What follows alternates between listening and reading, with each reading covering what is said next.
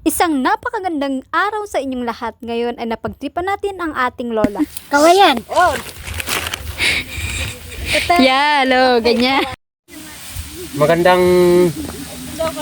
Magandang hapon sa ating lahat.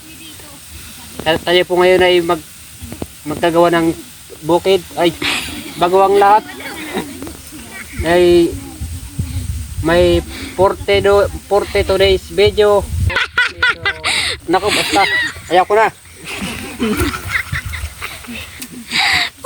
days video.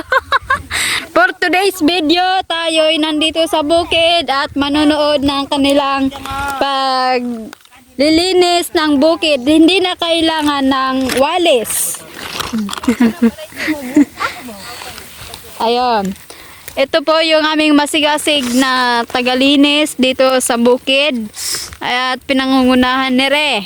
Ito, Lola, kaway-kaway, Lola. Ala, kawayan ng bakaw. Kawayan. Oh. Yalo, ganyan. Kawayan. Okay ba, Lola? Okay, salamat. At ito naman yung sumunod, yung kanyang apo. Tayo po ngayon sa bukid. Tayo ay magagawa ng video. This is my blood. My blood video. Blood pressure. At dito sa kabundukan, sa bukid, mayroon mga loko-loko. Ito, tinanim na yung buo. At kapag malinis na, ganito na ang mga itsura. Ang ganda ba? Walang mga nakikitang mga puti-puti at malinis na ang pararuhan ba? Pagkatapos malinisan ay itatapon na doon sa tabi-tabi. Yan, para hindi pangambala. At nandyan pa rin yung ating kalabaw na taga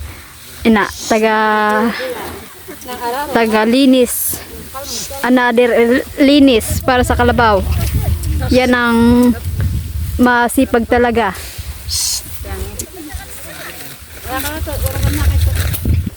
Sabi nga, mas maganda kung marami dahil marami ang maitatanim at magagawa dito sa bukid. Kaya nga pala merong ganitong ganap ay dahil tagtanim na uli ng salay. Sa pagtatanim ng salay ay mas maganda kung bayanihan kasi nakakabagot at kailangan talaga ng marami sanang kwento para hindi mo maramdaman ang hirap na iyong ginagawa dito sa bukid. Kaya samahan ninyo kami dito sa pagtatanim ng aming salay na ito'y aming kinabubuhay dito sa Kugunan. Kailangan lang ng ipot, minsan naman ay kailangan din ng pampatay sa damo para makapagtanim at makapagsimula ng malakihang salayan. Alam nyo, mas maganda kasi ang salay kaysa kupra. Ang kupra mas marami pang gawa bago makapaghawak ng kwarta. Samantalang dito sa salay, mamayang hapon ay meron ka ng pambiling bigas. At sa kupra naman, araw ang iyong hihintayin ba makapagbili ng bigas. Oops, wag mong kalimutang i-like at i-share ang ating upload. Ingat kayo, bye-bye!